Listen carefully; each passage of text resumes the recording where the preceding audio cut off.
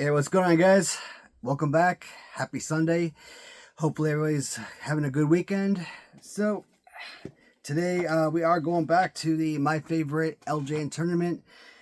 Before we do, I did get a new pickup a couple days ago, new wrestling magazine, and I can't bring this up today because there is something in here particularly that I was looking at, which is the wrestling trading cards. Now, generally, when I look at something like this, I always want to keep these things intact. Like, I don't like damage, and I kind of feel like taking the trading cards out would damage them. But man, I really want to take these cards out and put them in their own little trading card sleeve and put them in a binder and everything. But that means I'd have to go out and obviously buy all the other magazines and kind of buy duplicates. That way, I have the main magazine complete, and then I have the one with the trading cards where I could take it. And I'm not doing that. I don't know how expensive this magazine was, but if I had to guess, I'd say north of $10. I mean, it feels like all of these magazines are $10, $15 or more. I said it before. They're magazines. There are certain things in life that, due to rarity and if they're vintage, like you can go out and buy vintage blue jeans, 1970s, and maybe those blue jeans are possibly worth money. Whereas you can go to a store like Buckle, which is a name brand store with some of the best quality, most fashionable clothing ever. Buy a brand new pair of blue jeans right off the rack for $125, come home, sell it on eBay, and do a starting bid price or buy it now for like $25 and not have it sell. It'll sit there for the next 10 years. And that's weird. But that's just something I got the other day, and I saw those trading cards, and I'm like, that's one thing that's killing me right now. Do I leave it in the magazine? Do I take them out? Do I put them in their own little trading card slips? I don't know. Oh, on Friday, freaking Louisville, Kentucky. I didn't know this before I moved here. Obviously, I spent 13 years in Killeen, Texas. When I was stationed at Fort Hood, for 6 years, and right after I got out of the Army, my wife and I, we decided to buy a house and stay in Killeen. And in 2017, I got my job offer from Raytheon. And for those that don't know, Raytheon, it's one of the major defense contracting companies in the world. They have missile-guided weapon systems. So they're the companies that track incoming mortars and shoot them out of the sky before they hit the target. So that saves civilian and soldier life while on deployment and stuff like that. I mean, they do other things, but that's one of the things that they're well known for are the missile guiding systems. And they paid for my relocation from Texas to Kentucky. When I got the offer to come to Louisville, Kentucky, one of the first things I thought in my mind was, okay, Kentucky. I'm this close to Illinois. I should be able to go visit my family back in Chicago anytime. You're going from like 18-hour drives from Killeen to Chicago, which I will never in a million years ever make, to, let's say, a 3 to 4 hour drive. So, heck yeah, I could potentially be visiting my family every few weeks if I wanted to. Well, I've been here, this December will make 7 years, and I've not once visited my family. And I really have no intention to, man. I don't really have that interest level. I just don't have that type of bond or closeness with my family back home, so it doesn't really make sense. But I didn't realize that Louisville, Kentucky is what I classify as Seattle, Washington light. All the city does is rain. It's freaking insane. And so, obviously, on Friday it was raining per usual, because what else does it do? So I had a package going out, and for me, whenever something sells on Mercari or eBay, I don't have to run to the post office. I just print out the label, put it on the box, put it out in front of my house, in front of the mailbox, and when the mail carrier comes to do their rounds, they'll pick up the box, scan it and whatnot, and so it really works easy for me and allows me to ship my stuff out lightning quick. Well, Friday it was raining, so I didn't want to just put the box out there, and yeah, I threw a little plastic bag around and everything, but so I'm looking out the window and I'm checking for the postal worker. I'm looking out the window and I see like this white truck just shoot by. Now it just shot right by. It didn't slow down and stop in front of my house. So I didn't. I guess I didn't have mail that day, obviously. So I went to my front door, opened up the door, and tried to look out the side to see if I could see what it was. And in the neighbor's door, maybe a couple doors down, I saw the USPS truck. I'm like, damn, I missed him. I thought about running out, grabbing the box, running out there and trying to catch him, but he was too far down. I'm like, nah, I'm not going to do that. So I decided to jump in my car and try and track him down. But he was gone, man. By the time I got in the car, like, I had to leave the neighborhood, and I didn't know if he had gone down the side street or if he had kept going straight. So I kept going. So when you enter my neighborhood, it says, "Welcome to the city of Spring Mill." It's not a city. I don't know how Kentucky breaks down. The way that was explained to me years ago is that you have like all of these small cities that make up the Louisville metropolitan area. So even though it says City of Spring Mill, it's not a city. It's a neighborhood. So when you enter the neighborhood, it says City of Spring Mill. But anyways, so I exited the City of Spring Mill and looked down the roads and didn't see it. So I'm like, man, he probably went down the little side street to one of the other neighborhoods. And so I had to run him down. Finally caught up to him. Lights, honk. This guy probably thought I was probably there to terrorize him or something. Probably scared the shit out of the poor guy. I'm like, nah, dude, man, I just got a package for you. Yeah. I don't think that's the greatest thing in the world to do, but like I said, man, I'm trying to think of the buyer. I mean, if he had to wait another day to get his package, would it really hurt? No, but I like to make sure that my buyers get their stuff as quick as possible. So, and I didn't feel like driving all the way to the freaking post office. You know, why should I, right? Post office is miles and miles and miles down the road, where the mailman is literally like right there. So, but I mean, once he saw the reason that I caught up to him, I think, you know, he was cool with everything. But I'm pretty sure he had some kind of nerve wracking. Like, why is this crazy person, you know, honking at me? I don't know why I talked about that story or told that story, but it's like it's one of those things. I always go on these tangents and I tell these stories, and I can never recall what the purpose was, like why I kind of went off on these tangents and start talking about a certain thing. But I am going to break tangent or break story time and go back to the main purpose of the video, which of course is my favorite LJN tournament. We are on episode 28 of round 1. So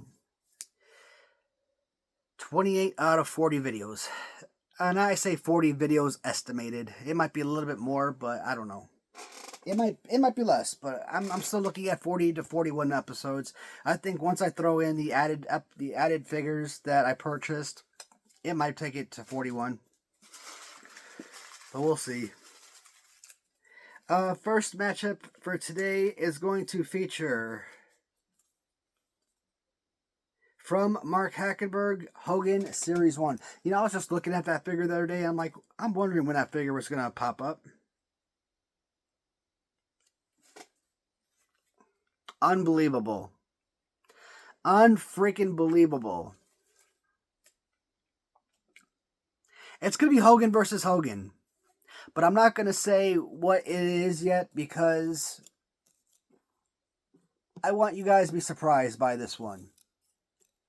And I'm disappointed because I want them both in round 2 and beyond. And right now, I don't know which one I want more. And I'm pissed. I finally get that Mark Hackenberg Hogan that I've been wanting to talk about, and that's his competition. That sucks.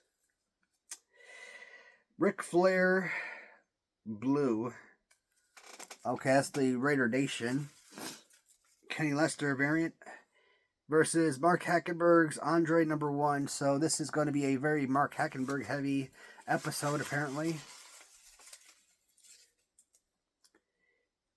Jimmy Hart, All Hearts.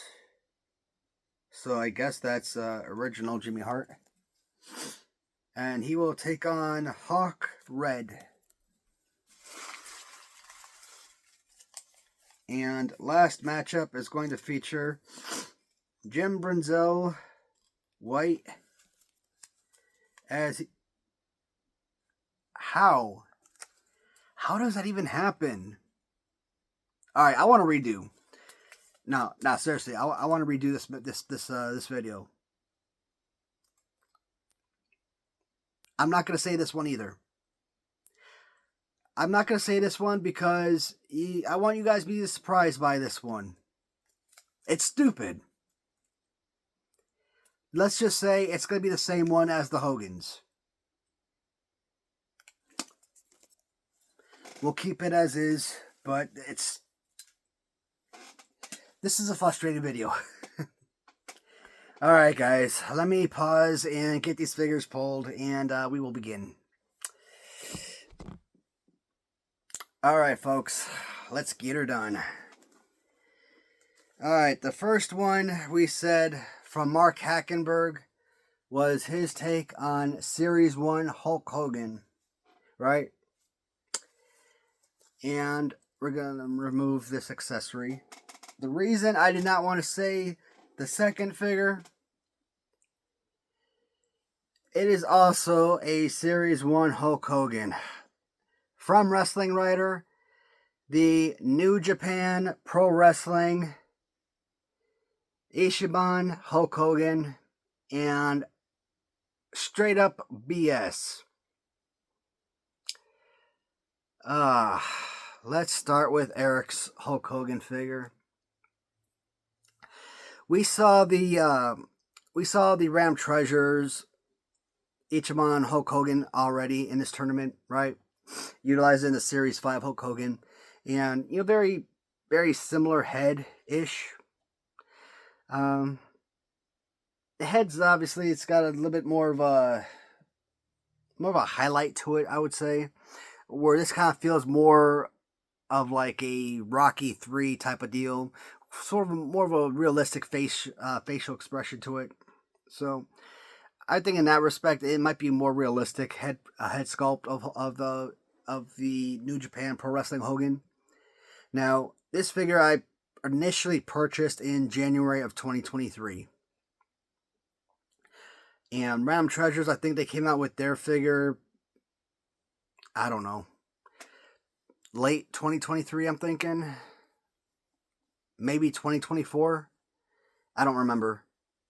But I know it was a long time after I bought this figure. Here's the problem. Eric took forever to send me my figures. Plain and simple. I bought this in January 2023, and this was in one of those bundles of figures I didn't get in until about a month or two ago. So, more than a year and a half it took me to get this figure in. And it was already made. It was made, guys.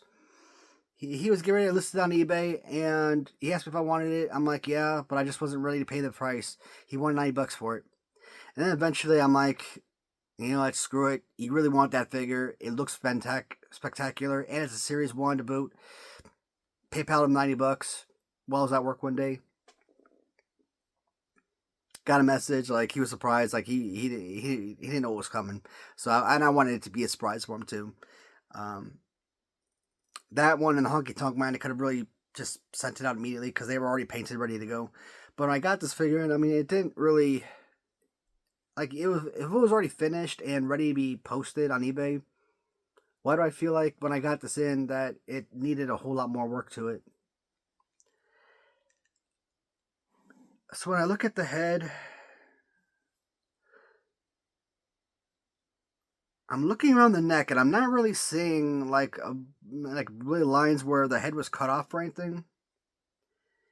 So the head sculpt might actually be potentially one of the best head sculpts I've ever seen. Amazing. And you guys know I covet the Series 1 Hogan pose more than pretty much any figure out there. Just about perfect. This is a legitimate, if this was done right, I mean, no flaws to the actual figure, this could be a potential winner of this tournament. And that's not just to kind of give hopes up for certain figures. No, this is a legitimate high echelon figure. It's incomplete in my opinion. And you look at other figures and you look at, okay, head sculpt is perfect, fighting pose is immaculate, colors and designs, accessories, bam, it has everything. Could this really be among the potential winners? And you start thinking to yourself, maybe not. But it's still a figure that legitimately has a chance to go extremely far. And like I said, it's not just about picking the winner in this type of tournament. This tournament is all about the journey.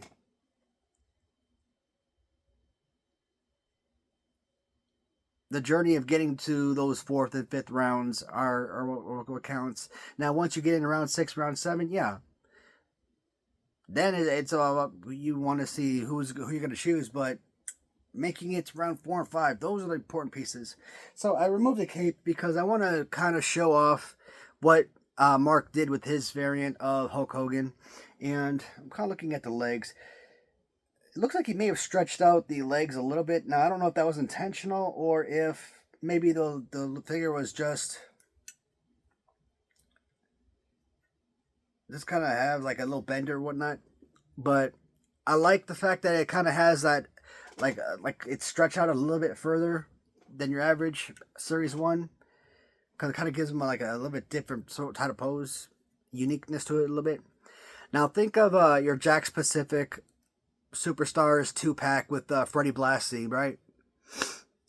Early 1980s, you got Freddie Blassie's manager, you got the cape, Hulk Hogan. That's what the look he was going for. Got the nice little built on.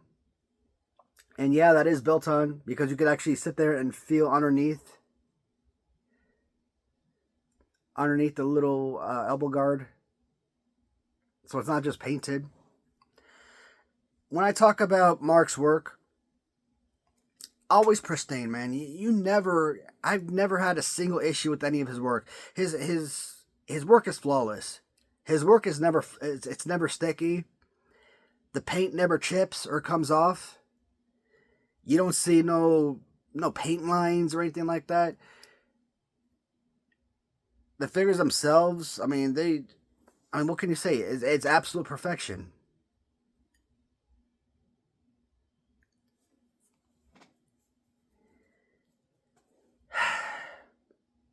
If I give credit to the Ichiban figure, I know I'm only going to be going with it because of the head.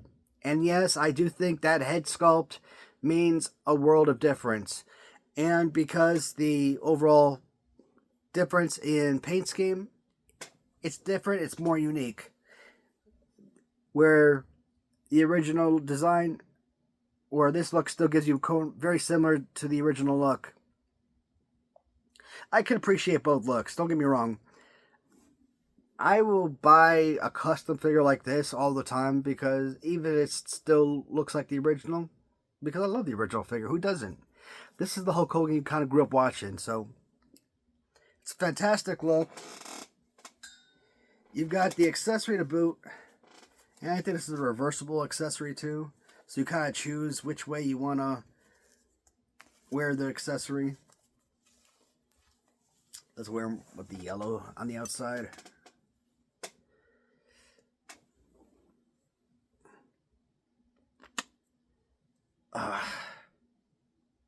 This is tough. I am going to go with the Ichiban Hogan. And yeah, at the end of the day, the head sculpt is just too realistic, the head. So that is what's going to do it for me in the end. That's basically the determination. But like I said, it's a it's pretty much an unfinished product in my opinion, so I don't see this figure necessarily winning the tournament, but I still see it going more than 2, maybe even more than 3 rounds. So now let's see this one go up against Ram Treasures Series 5-esque Ichiban Hogan. Who do I choose in that particular moment? Because the paint for the Ram Treasures is so much better, but I still like the Series 1 figure pose better, right? So that one really would be an interesting matchup. Because right now, kind of mentioning what I just said, I don't know. Theoretically, the Series 1 would probably have the leg up, but I don't think it's guaranteed. Next matchup we said was Flair and Andre. So, from the Raider Nation, we get Ric Flair as he squares off against Mark Hackenberg's Andre the Giant. And we will start with the Raider Nation. So, yes, we got the Galoob 2-up from Ram Treasures. And then I got the really, sorry Eric, but we got the really shitty Ric Flair from Wrestling Matter. And I think everybody knows Tito Santana, horrible pose. Anything that's Tito Santana-esque is gonna basically go in the trash, so to speak. I'm not gonna be a fan of that. Now, oddly enough, there was a figure that I saw on YouTube where Mike Stiers was kind of giving making a video of a Tito Santana that he was customizing to look like Undertaker. I actually think that one came out to look really freaking spectacular. So, if done well, certain figures can look pretty great. Now, the pose sucks, but I mean, at least the way they painted his skin and everything, it came out looking really sharp, so I didn't mind that. But Ric Flair, the head just didn't really mesh that well. The head was pretty bad, and it was a very simple paint scheme. With a Tito body, no. Now, the red Bruno Sammartino Ric Flair, I don't remember if I got that before or after this one. I'm thinking I got it before. It was okay. It wasn't the best. So getting this one, it was just nice to get another alternative to the Galoob 2-up of Ric Flair. So this was probably one of the more realistic, I would say, Ric Flairs that I have. I mean, paint scheme on this, I mean, Kenny, he did another incredible job. And I kind of feel like I'm talking about Kenny Lester or the Raider Nation in like every single video. Now, I know that's not true, but I swear to God, every video, it feels like I'm talking about a new Raider Nation figure. And even though I got an absolute ton of Raider Nation figures, they are not my most purchased customizers. Wrestling Rider, obviously, is right at the top, followed by Ram Treasures. Ram Treasures might have actually overtaken them as most customized figures. Mark Hackenberg has about 20. I think Rare Nation, I probably got a good 20 figures or so. So yeah, they're up there. I mean, obviously, Don Morocco fighting pose, it leaves much to be desired, but this is still a spectacular look. Very young looking Ric Flair, I would say. Probably AWA days, and maybe, I mean, yeah, the look, it kind of gives me that whole WCW era. Really sharp looking figure. This one, I would actually argue, would probably go multiple rounds. And I'm not talking good enough to go round 2 and then be out. No, I'm talking 3-4 rounds good. But Andre the Giant. A lot of arguments that someone might make is, it's okay, it's a very simple Series 1 Andre. This is a very well customized Ric Flair. Can you really consider Andre over Ric Flair? Absolutely. Number 1, I've already specified before plenty. Andre the Giant Series 1 is already my number 3 all-time favorite LJN figure. You can sit there all day. Series 2 is better. Series 6, yeah. And yes, there's always asterisks implied. With asterisk, Series 6 is technically 3A, Series 2, 3B, this is 3C, but I'm kind of eliminating Series 2 and 6 because I don't know, man. I just, it's because if I were to put them on there, it would be like classifying them as 3, 4, and 5 instead of just simply 3. So you're basically eliminating 2 spots from the top 10 or 2 figures from the top 10. So let's say hypothetically I got Warlord and SD Jones at 9 and 10. Well, SD Jones and Warlord are no longer in the top 10, so no, I'm not doing all that. So that's why I still say Series 1 Andre top is in my top 3. And this particular, before I saw this figure, I was actually contemplating reaching out to Eric or even Robert about getting this particular figure done, because I had recently, well, prior to purchasing this figure, I had purchased a Jakks Pacific Classic Superstar boxed figure of Andre the Giant with this exact look. And I wasn't familiar with this look. So this was, I don't know, Japan maybe? Late 70s, early 80s, Andre the Giant. Now, if you go on YouTube, yeah, you will see this red boots, blue trunks in Japan all the time. And plus I get a lot of these videos on my my Facebook page or whatever, because I like and watch a lot of that stuff. You know, I got nothing to watch or nothing to read on my cell phone. If I'm sitting there scrolling through, I'll click on the Facebook app and see what's been posted or whatnot. I don't do any like major posting other than repost or anything on my page because it's Facebook. I really don't do. I've never been a social media user like that. So you'll never see me with like Twitter or Instagram or anything like that. And I actually got YouTube was probably like considered my first social media thing, and or LinkedIn may have been considered my first social media, but that was like a homework assignment, so I had to build a LinkedIn account. And then I created YouTube, and that was fun. And I'm like, yeah, let's do a Facebook thing.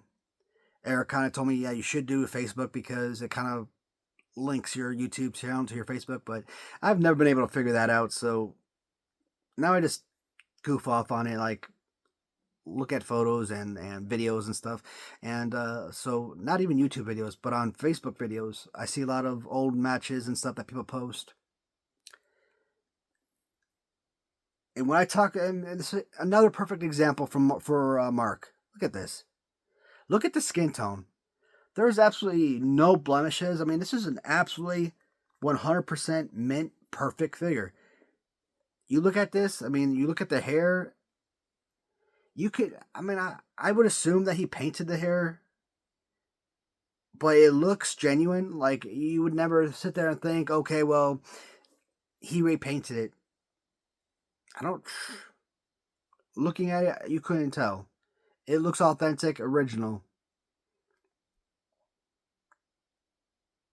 Skin doesn't look like it's been painted. It looks like it's came off like a factory, like a factory spray paint or something.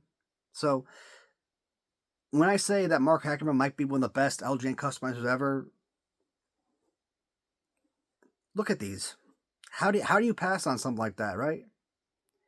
These are authentic work that literally could sit on any person's LJN, and if they were none the wiser, didn't know a whole lot about LJNs, yeah, they would probably think that this was an original figure. This is a spectacular LJN Ric Flair.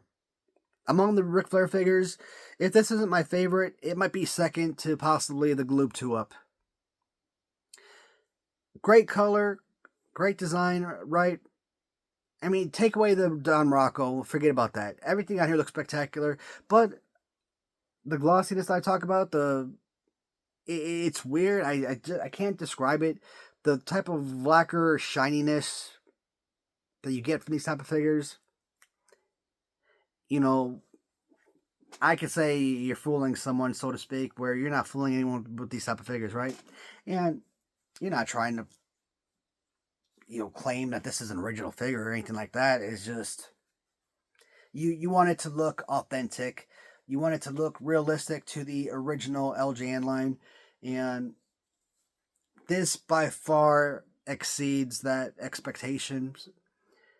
Looks great. I wanted this to go 3 rounds or more, but I am choosing Andre the Giant. to me, it's, I don't want to say no-brainer, but it's the best choice for me. Next matchup is Hawk Red. So that is Hawk from Random Treasures as he squares off against original Jimmy Hart.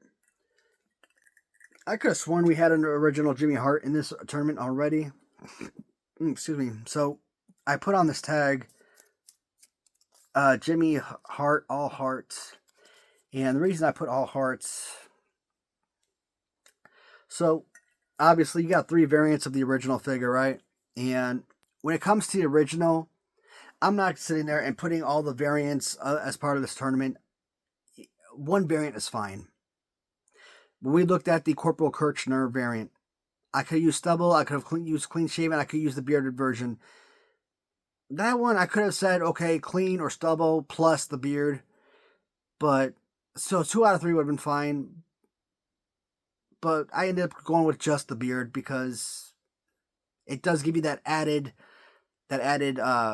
graphic to the figure, right? Same thing with this. It just gives you that added graphic to the figure. I love the Jimmy Hart figure. I think this is incredible. The customs I have in this tournament, I don't think any of them have gone to round 2, or maybe one has, I don't remember. But they've always gone against stiff competition. And I would love to see an original figure make it to the second round, but come on. I mean, it's hard to say that this is a wash, but it really is. Legion of Doom, whether you're going with the original Legion of Doom or the old AWA style Legion of Doom Road Warrior figures, they are some of Random Treasure's absolute best work. And if you like Hawk in fighting gear or in ring gear, like so, or if you like it better with entrance gear with the spikes and chest plates, either figure works spectacular. Uses the same pose. Overall quality is spectacular. When you look at the overall look and detail, like you sit there and you make that muscle, right? And the way that your back and shoulders crunch up and you have that muscle and tone, that definition of your back, insane. This is an insanely good figure. I mean, look at the back, the biceps, and then the triceps of this figure. I mean, it's. What more can you say? I've always liked the figure too because he was very Nikolai Volkov reminiscent. Now, Nikolai Volkov, you know, he's got those very small hands, small forearms and everything. His arms are like super in. Yeah, Hawk is very similar in that regard. I mean, he's obviously a lot bulkier, but because Nikolai Volkov was the first LJN figure I ever had, that figure obviously holds a lot of nostalgia for me specifically, but a very similar pose in that sense. So I've always coveted this figure a lot. And Legion of Doom, favorite tag team, why not? So fighting pose better than the Animal. Doesn't quite have his face paint, but still a great figure.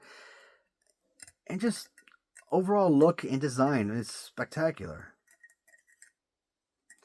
This is not a hard decision. Hawk all day over Jimmy Hart.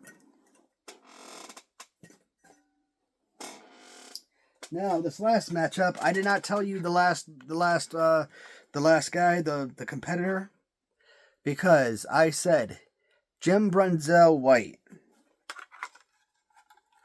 Jim Brunzell White. And the reason I did not mention his competitor,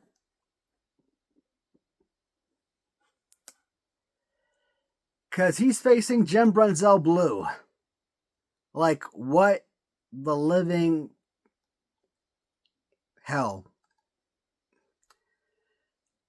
What the heck is the coincidence that you have Hulk Hogan Series 1 versus Hogan Series 1 and 2 Jim Brunzell figures squaring off against each other in the same video? That's BS right there. That's just straight horse crap. Shoot, man. Which one did I have first? I think I may have had the blue one first. Now, this figure is coming apart because when you start looking at the boots, for example, and even the knee pads to an extent. Look at the top of the boots. This one comes from Wrestling. Well, they both come from Wrestling Rider. The yellow is starting to seep through the paint, so I am not like super overtly enthusiastic about this particular figure. And can I get this off? So there's actually a lot of old AWA figures. Like when you look at the AWA High Flyers with Greg Gagne, that was a pain in the ass getting that 2-pack. There was a guy on eBay that I hope he never watches my channel, because actually I don't care if he watches my channel. Not a good person. Darth Giant. Every time I've reached out to that guy, like you got people who are interested buyers. You got a product for sale. When a person reaches out to you and they want to do business with you, it's like, dude, communicate with them. Tell them what you're interested in and try and see what you can work out. But like every time I've ever reached out to him, hey, I'm interested in this item, can I offer this or just anything, just some communicate. I always get these one-word responses, and I freaking hated reaching out to him. But a lot of times in the past, like he'd be like the only person that ever had any kind of, he may have been the only person that had a particular item I was looking for up for sale. And I'm writing you this nice paragraph of, response, whatever, and you're gonna be this one-word response. I freaking hate that. That chaps my ass. But yeah, he had like these High Flyers AWA replica figures on his site for like $600, right? And at the time, I needed those figures to complete, what was that, Series 1? Or are they Series 2? No, they're Series 1. And so I'm like, you know what? At one point, I was actually willing to pay my ass up for them. Excuse my language. But I was going to offer him like $500. And in fact, if he actually was willing to work with me, and like if he had countered like $550 at that time, I was desperate enough. I would have actually worked with him. I actually would have paid him $550 for that. But he is one of the rudest people I've ever done. And that's like why I will not reach out to him ever again, and why I won't talk to him or inquire about any of his products. And luckily for me, I would say probably not even 2 weeks later, on auction, the AWA Remco High Flyer mint on card were up for sale, and I ended up winning them on auction, and I think I got them for like $220 or something. So, and I've said it before, there are times where I personally might list something for I do not want to sell price. But no matter what it is, if I have a legitimate interested buyer and they reach out to me, I'm going to sit there, I'm going to communicate with them to the best of my ability and see what we can do to work something out. If we can't come to an agreement, so be it. But I'm going to, take the time. I'm going to show you the respect that, you deserve as an interested seller or interested buyer. I'm not just going to blow you off. Kind of looking at these figures, I mean, they're both the exact same, I think, for the most part. They're both tie-dye shorts and knee pads and boots. I think because the blue is starting to come off a little bit, maybe I will go with the white trunks variant. Otherwise, I probably would have gone with the blue.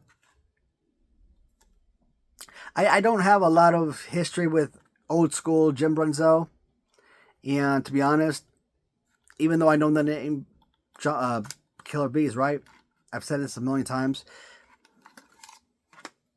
I didn't really watch the Killer Bees growing up, so don't have a lot of history and knowledge about these guys. So that's why I kind of talk about, and look at that. This is what I'm talking about. Like, some of the things he does really well, but I don't know why he never paints the feet. Eric, I don't know why he never paints the feet. That drives me nuts. I used to think it was just like paint loss or something, but on all of his figures, no, that's not paint loss. He just doesn't do that.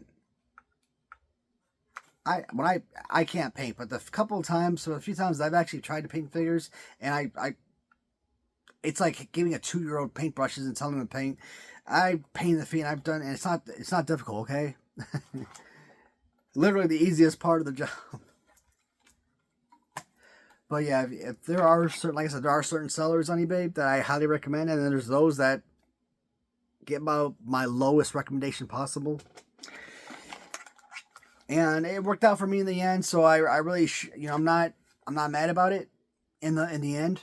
I just don't like that type of communication or lack thereof. Jim Brunzell, I'm gonna go with Jim Brunzell White, and I think in the end it because I like the fact that it's not bleeding through. Otherwise, blue would have won.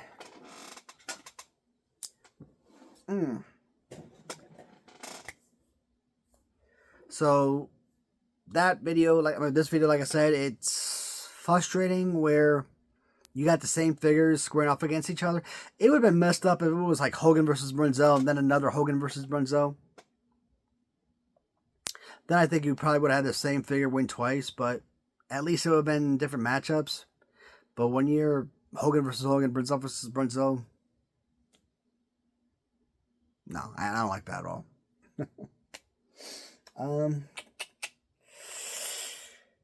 What's coming up? Monday. Do I have any plans for Monday?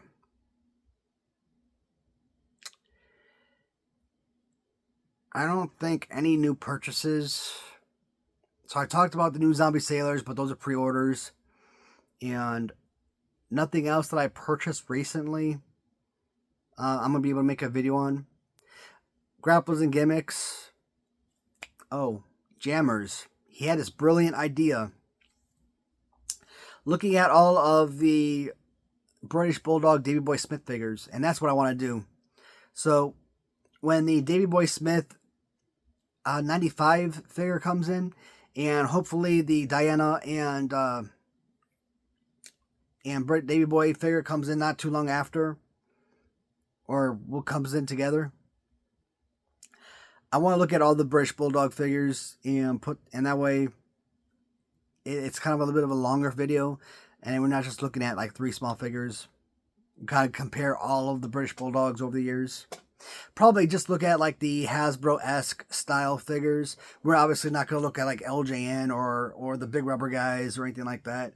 Or yeah, I think that's it. We're not going to be looking at like Jack Specific or anything. We're going to be looking at Hasbro style. So 4-inch plastic guys. Depending on when they come in, that could, let's say Monday for example, that could be Monday's video. But that could be the end of the week.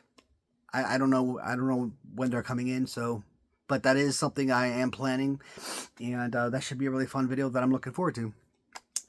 That is taking care of today's video. And what did I say? Part 28.